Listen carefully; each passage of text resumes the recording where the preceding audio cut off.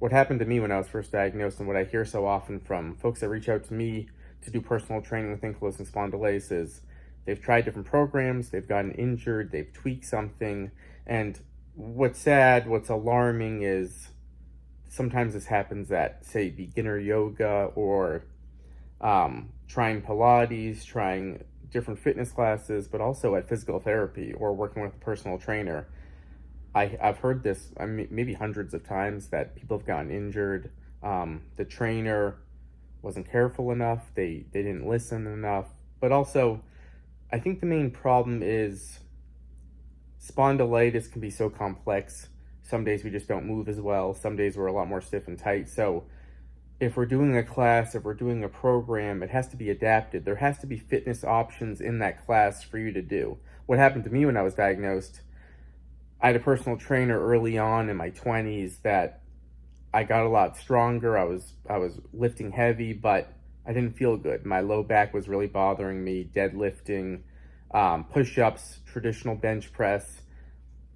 I was lifting heavy, getting stronger, but it was very painful and it ended up being very harmful to me. Also, I tried beginner yoga because the doctors told me to try yoga, try swimming, physical therapy, and even at yoga, some positions I found were incredible for me, but some positions just really tweaked my SI joints, and I didn't know how to do the position without tweaking it. I didn't have that option in the class. So this doesn't mean don't do classes. I just think it's important to have a teacher, an instructor, a personal trainer who's going to be able to adapt and listen, communicate. You got to communicate with this. Like, today my hip's bothering me, my low back's bothering me a little bit. I'm going to stay away from that. And over time, these things get easier because we learn, all right, when my low back's a little tight, this position's not good for me, I shouldn't do this, but these things work great. So to go back to my story, I think as time went on and I was a personal trainer and I tried all these different things, I realized there were some trends in what was good for me. There were some trends in what I had to stay away from. All right, I need to start a lot lighter here. This movement just doesn't really work for me. All right, this movement's hard for me. I have to do it very carefully, but I can build it. It's hard, I can build it, there's no pain. Some movements there's pain. Too much twisting causes a little pain. So I kind of found all these things I could do, and I preach this all the time. I use most of my strength training is resistance machines because I can control it.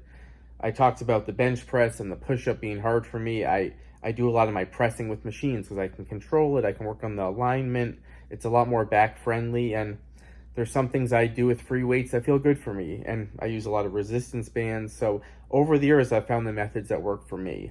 But I think it's just so important when we're starting out, we're trying to find a class, find something with options, find something where the instructor is able to adapt it to painful situations or tightness that changes. But this is kind of what makes us a little different with ankylosing spondylitis when we're looking for a workout program, we're looking to work with a personal trainer. And the number one thing really is not a lot of people have this or know about it. And, you know, the fact that I have it and know about it makes me obviously why I work with ankylosing spondylitis, because I understand someone can move well for a week, a couple weeks, and we can build, and then maybe one day or out of nowhere, things just aren't moving well, so we have to adapt or ease off. And I know that because I have it, but I just think it's hard because a lot of people don't know about it. So the number one thing is we can find trainers who maybe they don't know so much about ankylosing spondylitis, but they're willing to look into it.